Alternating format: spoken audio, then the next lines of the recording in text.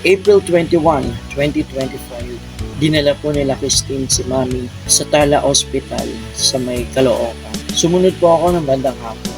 Nagmamadali ako pumunta ng Caloocan. Sobrang durog na durog po yung puso ko. Hindi ko maatibig. Nakikita kong gano'n na itsura ni Mami. Umaga pa lang nandun na sila. Magsasara ng ospital. Saka pa lang po kami natawag.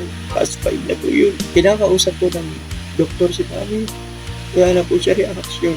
Hindi na po siya nakakarinig. Wheelchair namin si Mami. Inabot na po kami ng gabi doon. Doon na rin po namin pinakain si Mami. After po namin sa Tala, tumawid po sila ng Batangas. Dalhin si Mami sa kilalang albularyo. Dinala rin po nila si Mami sa Tala para yung sea salt ma-absorb ng katawan.